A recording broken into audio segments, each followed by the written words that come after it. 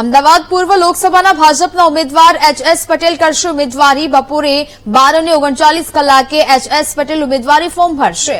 પૂર્વ લોકસભા બેઠકમાં સમાવિષ્ટ ધારાસભ્યો પણ હાજર જોવા મળશે. ઉમેદવારી દરમિયાન રાજ્યકક્ષાના પ્રધાન જગદીશ પંચાલ પણ હાજર રહેવાના છે. કોંગ્રેસના ઉમેદવારને લઈને એચ.એસ. પટેલે પ્રતિક્રિયા પણ આપી છે.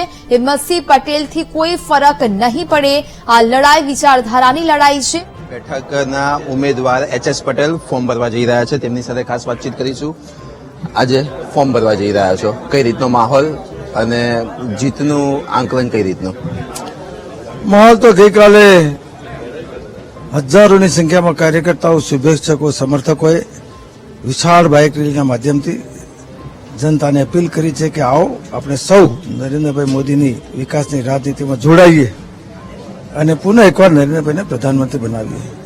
ઉમેદવારી પત્ર ભરવાની વાત કરું તો આજે 12 અને 39ના વિજય મુહૂર્તમાં મારી પાર્ટીના આગેવાનો, ચૂંટણી વ્યવસ્થાની સમગ્ર ટીમ અને મારા સૌ ધારાસભ્યોની સાથે મારું ઉમેદવારી પત્ર રજૂ કરવાનો છું.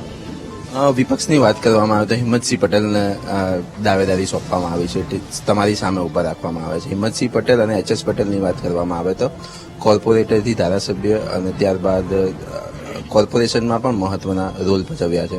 બંને સમતોલ છે. પરિણામ કઈ રીતનું? કોંગ્રેસ એક દિશાવિહીન પાર્ટી થઈ ગઈ છે, નેતૃત્વવિહીન પાર્ટી થઈ છે. એની સામે ભારતીય જનતા પાર્ટીની એક વિચારધારા અને નરેન્દ્રભાઈ મોદી અને અમિતભાઈ શાહ જેવું વિરાટ વ્યક્તિત્વનું નેતૃત્વ પ્રાપ્ત થયું ત્યારે આ લડાઈ ઉમેદવારોની નહીં પણ વિચારધારાની અને નેતૃત્વની લડાઈ છે. એટલે આમાં કઈ હાર જીત તો પ્રશ્ન નથી. મને વિશ્વાસ છે કે 7 લાખ કરતા પણ વધુના માર્જિનથી ભારતીય જનતા પાર્ટીનો ઉમેદવાર વિજયી બનશે. ઉમેદવારી નોંધાવ્યા બાદ પ્રચાર પ્રસાર કઈ રીતનો કરવામાં આવશે? એ રૂટીન સાથે વિધાનસભાનો મારો પ્રવાસ થશે. કાર્યકર્તાઓને મળીશું, જનતાની વચ્ચે જઈશું. આમ તો એક વખત જનતાની વચ્ચે જવાનો મારો રાઉન્ડ થઈ ગયો છે. જનતા ખૂબ જ ખુશ છે ટ્રિપલ એન્જિન સરકારના વિકાસના કામોના, ચાહે મ્યુનિસિપલ કોર્પોરેશન હોય, રાજ્ય સરકાર હોય કે કેન્દ્ર સરકાર હોય. અને ઉમેદવાર તરીકે પણ સતત 5 વર્ષ પ્રજાના સુખ દુઃખમાં વચ્ચે રહીને પ્રજાના પ્રશ્નોને વાચા આપી છે. એટલે જનતા પણ મત આપવાના મૂડમાં છે. છેલ્લો પ્રશ્ન, 1996 બાદ મે મહિનામાં ઇલેક્શન આવી રહ્યું છે, ગરમી ખૂબ પડી રહી છે. મતદારો જે વાત કરવામાં અત્યારે તો હાલમાં પણ નાગરિકો બપોરે 1 વાગ્યાથી સાંજના 4 વાગ્યા 5 વાગ્યા સુધી નીકળતા નથી. મતદારોને મતદાન મથકે કઈ રીતે લઈ જશો?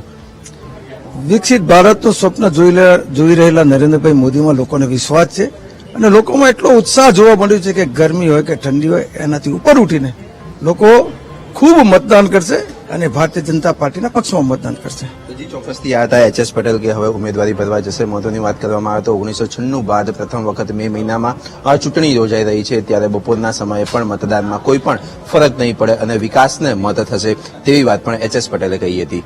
કેમેરા પર્સન આશિષ ડોડિયા સાથે પાર્થ જાની, VTV ન્યૂઝ, અમદાવાદ.